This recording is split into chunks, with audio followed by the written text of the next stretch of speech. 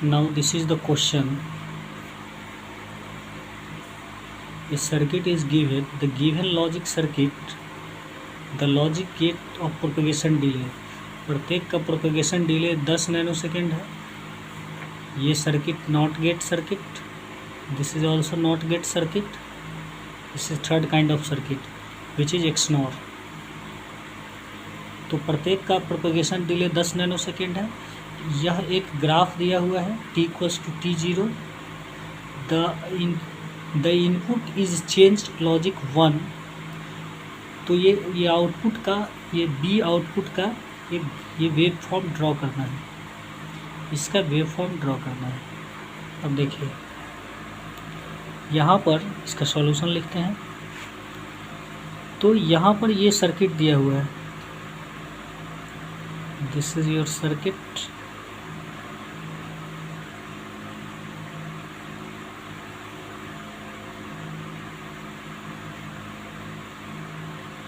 ये हमारा सर्किट दिया हुआ है. Circuit number 1, circuit number 2, circuit number 3. और ये एक इनपुट ग्राफ दिया हुआ है. इनपुट वेव फॉर्म t=0 ए. अब हम अलग अलग लॉजिक गेट का, जैसे ये G1 हो गया, ये G2 हो गया और ये G3 हो गया. अब हम आउटपुट अलग अलग गेट, लॉजिक गेट का हम वेव फॉर्म ड्रॉ करते हैं. आउटपुट ऑफ G1 ये हमारा टाइम ग्राफ है.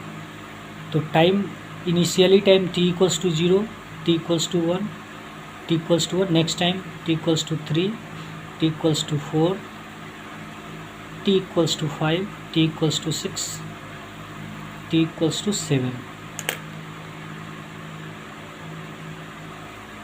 अब देखिए आउटपुट ऑफ G1 निकालना है. तो आउटपुट ऑफ G1, ये प्रोपेगेशन डिले कहने का मतलब क्या हुआ? प्रोपेगेशन डिले कहने का ये मतलब हो गया, जब हम कोई फ़ैन ऑन करते हैं तो फ़ैन ऑन करते हैं तो एट इंस्टेंट वो चालू नहीं होता है.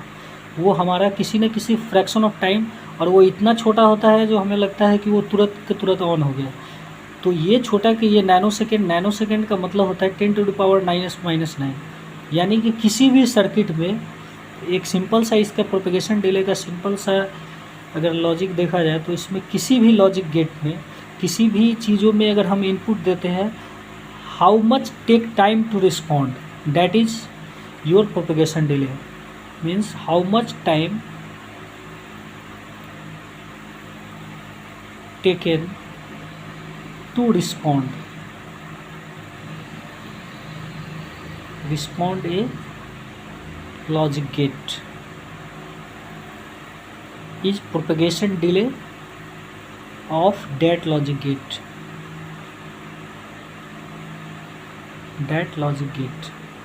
अब देखिए आउटपुट ऑफ G1 लिखना है. तो सबसे पहले टाइमलाइन देखते हैं हम.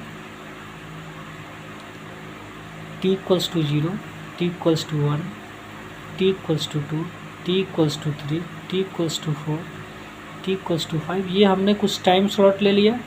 t=6, t=7, t=8, t=9. Suppose कीजिए हमने ये टाइम ले लिया.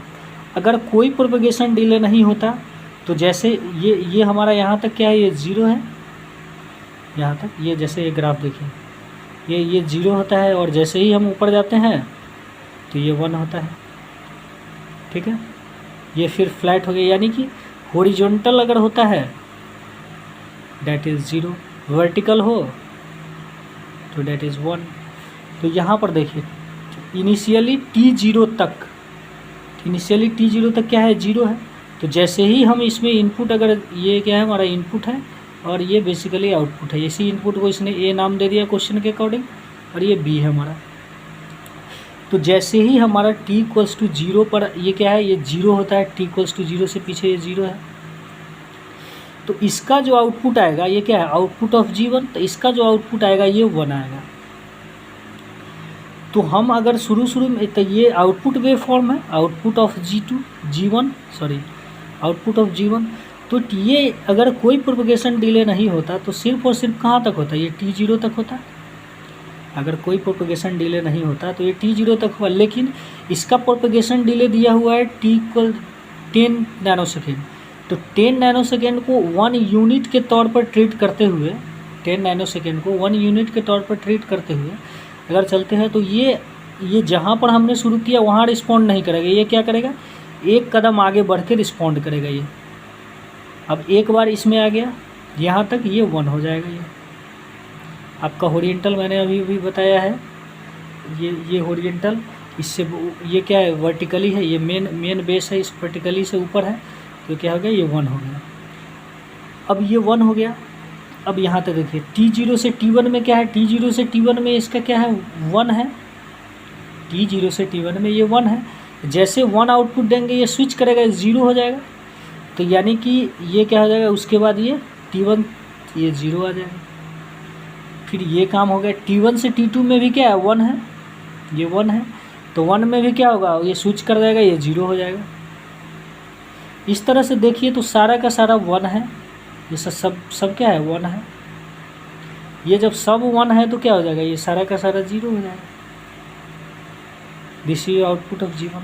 इसी प्रकार आउटपुट ऑफ G2। अब G2 का आउटपुट देखिए, फिर वही काम करेंगे।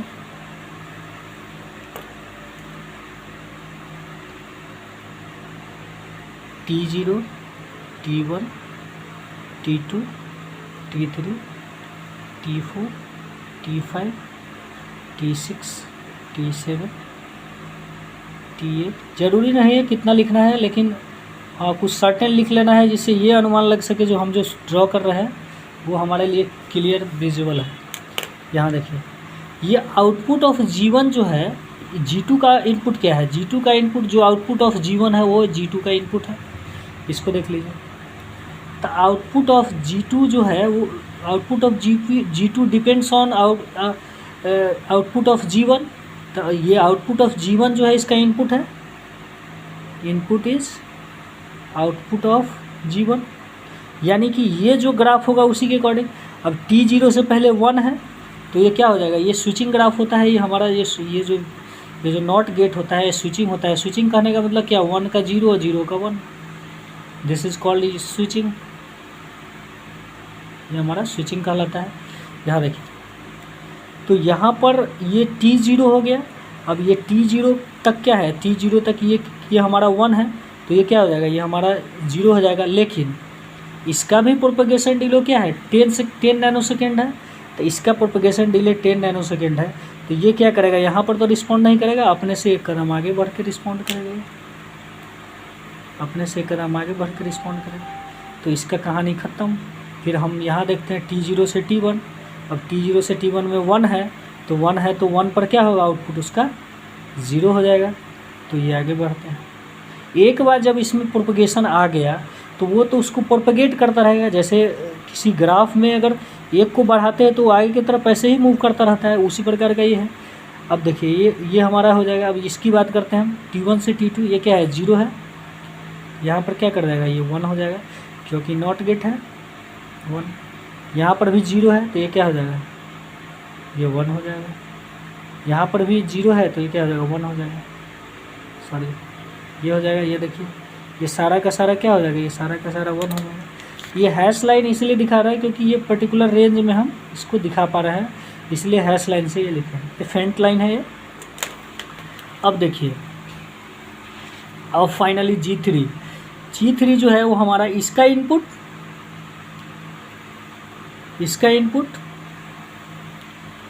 और ये हमारा ये इसका इनपुट है। देखिए ये हमारा इसका इनपुट है, ये G2 का आउटपुट और ये इसका इनपुट, ये दोनों मिलके इसका आउटपुट देगा। यानी कि G2 का आउटपुट क्या है, ये है, और G1 का आउटपुट क्या है, G1 का आउटपुट हमारा है ये है। ये इसका इनपुट ये है। G1 के आउटपुट से हमको कोई मतलब है नहीं, इसी दोनों से मतलब है हमारा, ये दोनों से मतलब है। वो जो होगा वो उसका आउटपुट देगा। अब इस दोनों ग्राफ को हम यहाँ पर रख के देखते हैं। देखिए इसको दोनों को ग्राफ को हम रख के देखते हैं।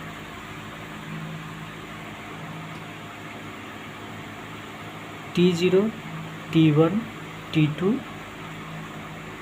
T3, T4, T5, T6, ये हमारा इनपुट है ए, ठीक है।